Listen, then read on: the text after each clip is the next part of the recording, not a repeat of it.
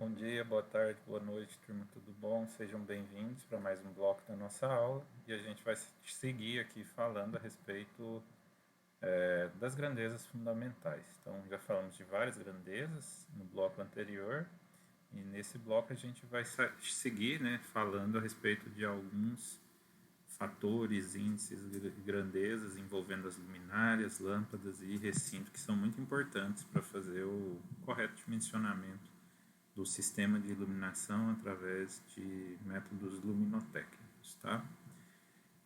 Agora, então, a gente vai falar a respeito do fator de utilização. O fator de utilização, pessoal, vai ser... Ele leva em consideração o seguinte: o fluxo luminoso final útil, que incidirá sobre o plano de trabalho, ele será avaliado pelo fator de utilização. Esse fator de utilização, ele indica, portanto, a eficiência luminosa do conjunto lâmpada, luminária e recinto. Então, o fator de utilização ele seria meio que uma junção de todos os fatores e, consequentemente, né, indiretamente, os índices que já foram utilizados anteriormente. Então, portanto, através do produto da eficiência do recinto, que é o NIR, vezes a eficiência da luminária, NIL, nós encontramos esse nosso fator de utilização. E aí, né, quando a gente definiu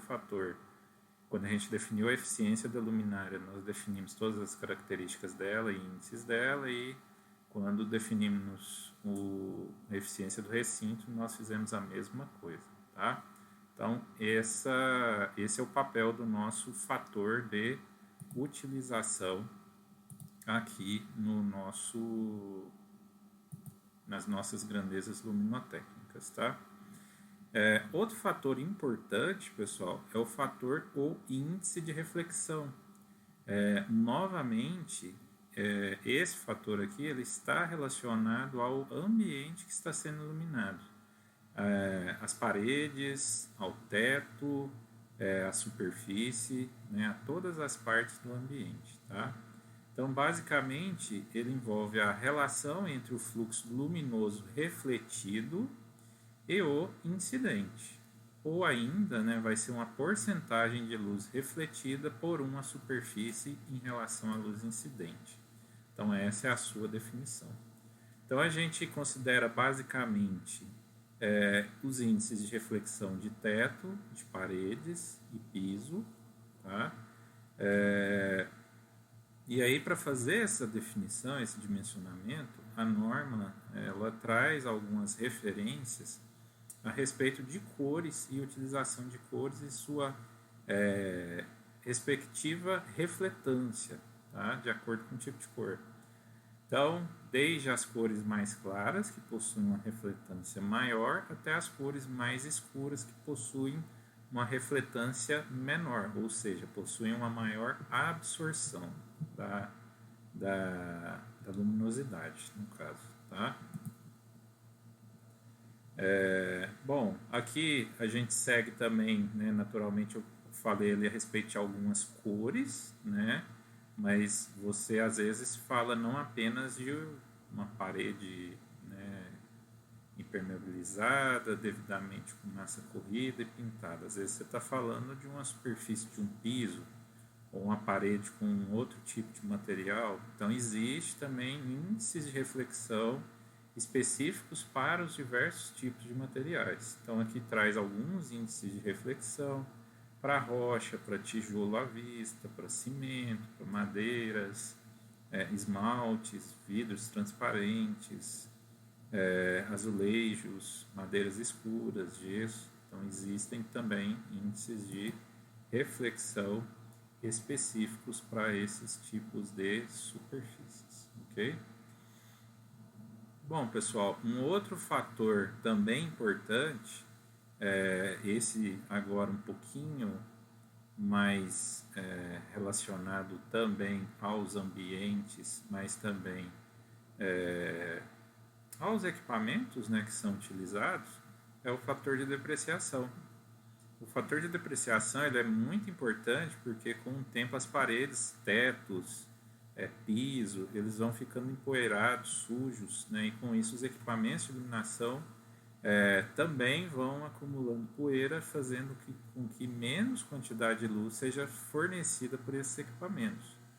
Então seria mais ou menos assim a influência, né, dos particulados, da sujeira externa que vai causando sobre o sistema de iluminação.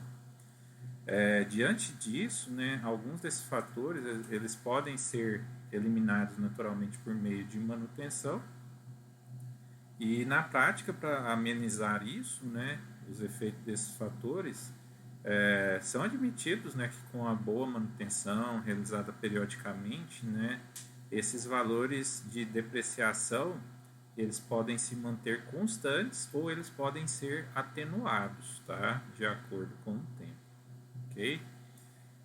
E aí aqui traz uma tabelinha de referência, né? Então, por exemplo, né, traz 3 tipos de ambiente: ambientes limpos, normais e sujos. O que seria um ambiente limpo? Aquele ambiente que passa por limpeza e manutenção preventiva periodicamente, tá?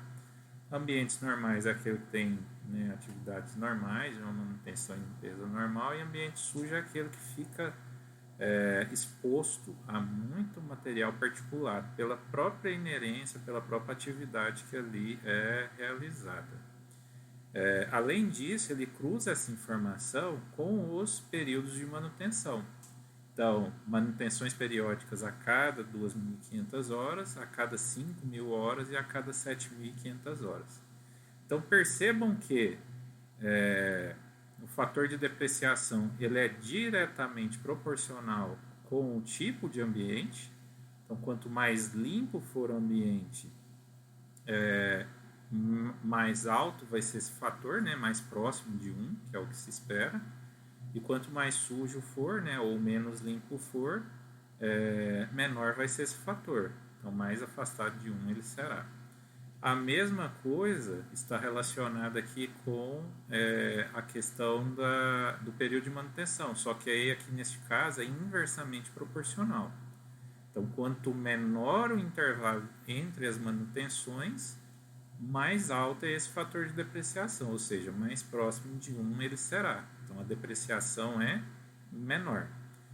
Quanto mais longo for o período entre as manutenções, então mais baixo será esse fator de depreciação, ou seja, mais a iluminação vai deteriorando-se com o tempo, né? E aí, se você quiser plotar isso graficamente, você vai ver que as curvas de 2.500 horas são aquelas que têm os menores fatores de depreciação, os melhores, né, fatores de depreciação, e as curvas de até 7.500 horas são aquelas que têm os piores fatores de depreciação, tá? Então, isso aí também é um fator muito importante que tem que ser levado em consideração. Bom, pessoal, era isso que eu tinha para passar para vocês nessa aula de hoje. A aula de hoje foi um pouco mais teórica, tá? Mas na próxima aula nós vamos fazer um exemplo a respeito de um dimensionamento no qual nós vamos utilizar toda a teoria da luminotecnia que nós vimos até o momento e vamos aplicar todos esses fatores e índices que nós verificamos até o momento, ok? Sugiro que qualquer dúvida vocês podem me procurar através do WhatsApp, através do e-mail ou através da própria plataforma Moodle. Assistam novamente essa videoaula e leiam novamente também o material. E também, né, fiquem de olho nas atividades que estão presentes lá na plataforma Moodle. Pessoal, muito obrigado pela participação, pela atenção de vocês e até a próxima.